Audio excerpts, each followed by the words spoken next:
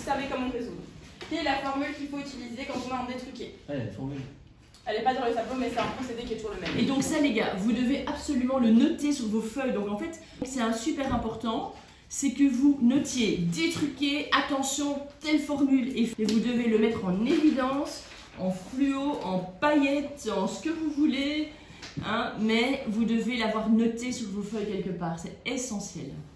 Le détruqué, vous devez utiliser la propriété qui dit que la somme des probabilités de tous les éléments alimentaires, c'est 1.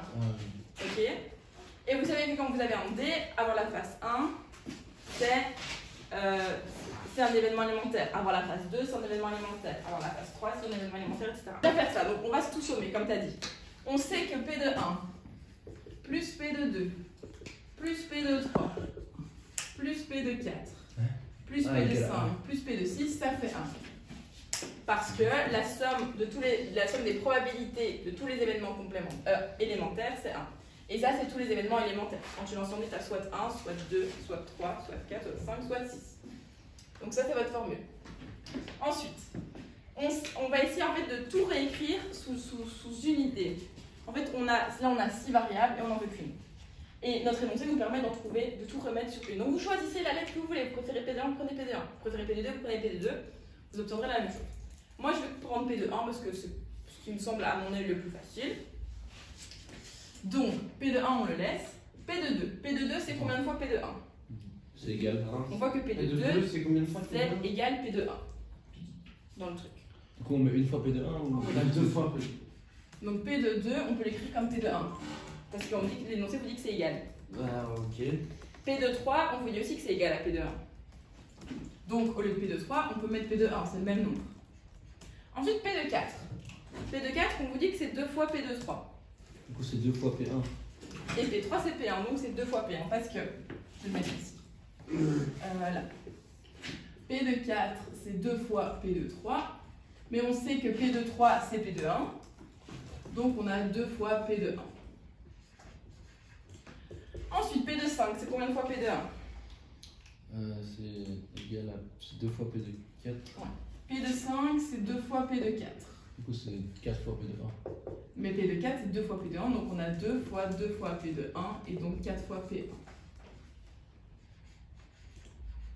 Et P de 6, P6, c'est combien P6? P6. P6, c'est égal à P de 5, du coup, c'est 4 fois P1. Ouais. Est-ce que c'est bon? Du coup, égal à 1. Ouais. Voilà, je comprends. Bon, en fait, est-ce que c'est bon pour tout le monde là? sur, Donc là, vous avez tout mis sous une variable. Donc là, on a tout mis sous P de 1. Et maintenant qu'on a que des P de 1, mais les P de 1, on peut les sommer. Combien est-ce qu'on a 2 fois P de 1? 3, 5, 9, 13. On a donc 13 P de 1 qui est égal à 1. Et ça, c'est une petite équation. Combien vaut P de 1? Et du coup, tu mets le 13 de l'autre côté et ça fait 1 fois Alors, 13 de l'autre côté, on va être un peu plus précis. On divise les deux côtés par 13. Ah ouais, moi je Ok. On divise les deux côtés par 13, ce qui fait 1 13e. Et donc de là, on reprend ce qu'on a au départ. P de 1, on sait que c'est 1 13e. Putain, c'est tellement logique. P de 2, c'est combien de fois P de 1? C'est égal. C'est égal, du coup, c'est aussi un 13e. Ça veut dire combien de 16 P3? P de 3, tu vois dans ta feuille que c'est égal à P de 1. Est-ce que tu sais expliquer comment on a trouvé P de 2? Ouais, on a fait égal à P1. Parce que P1, on le connaît. P3 égale P1. Oui, et c'est quoi P1? P1, c'est. Regarde. J'ai compris que c'est juste de prendre les égalités que tu connais, quoi. Et donc P3, c'est P1, et P1, c'est combien? P1, c'est 1 13e. Et donc c'est quoi P3? P3, c'est la même chose. 1 13e. P4, il est égal à. Oh, bon. P4, il est égal à quoi? 2 fois P3. Ouais, et P3, C'est égal à 1. C'est 1 13e. Et donc P4, c'est quoi? Alors c'est 2 13e. Parce que quand on fait une fraction fois 2, c'est que le haut qui change. La multiplication de fraction, elle se fait étage par étage. 2 13e. Tu vois, le numérateur, le 2 va sur le numérateur.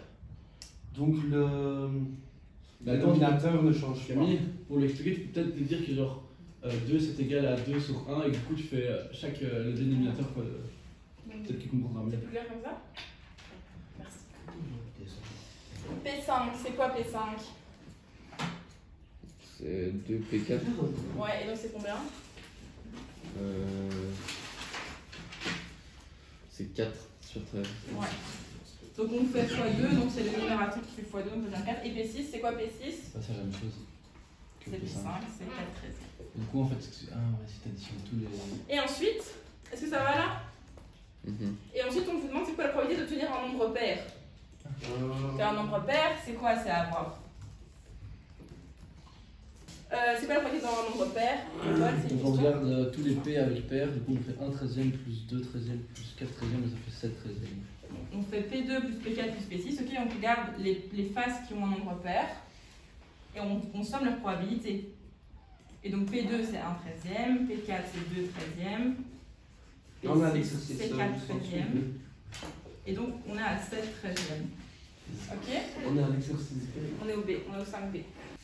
Donc on veut les paires, donc on va regarder toutes les faces qui sont paires. On a 2, on a 4, on a 6, et on va sommer leur probabilité. Pourquoi on peut faire ça? Mais parce qu'ils sont incompatibles. Ok? Pourquoi ils ont des probabilités différentes? Parce que P de 2 c'est 2 13e. Ouais, mais P pourquoi de 2 on c'est dit ça? 13e, parce que le D n'est pas équilibré. Ah, C'est un D 13e. truqué. Ah, C'est pour ça qu'on dit au début on lance un D cubique non équilibré. Sinon tous les exercices n'ont pas lieu d'être. Ah, plus longtemps. Pardon. Sinon l'exercice n'a pas lieu d'être et c'est 1 6e, 1 6e, 1 6e, 1 6e pour les 6. Mais ici, le but de l'exercice, c'est justement de vous dire que le dé il est truqué, c'est un dé de magicien. Et nous, on veut en fait qu'il fasse plus souvent 5 ou 6 que les autres. Ok? Est-ce que vous avez noté dans la coque sur le correctif quelle formule vous devez utiliser pour les détruquer? Donc ça c'est super important d'avoir bien noté en évidence. Pour les détruquer, c'est telle manière de faire. Et ça veut dire que quand dans votre examen vous allez voir détruquer, vous savez que c'est ce que vous devez faire. Ok pour tous?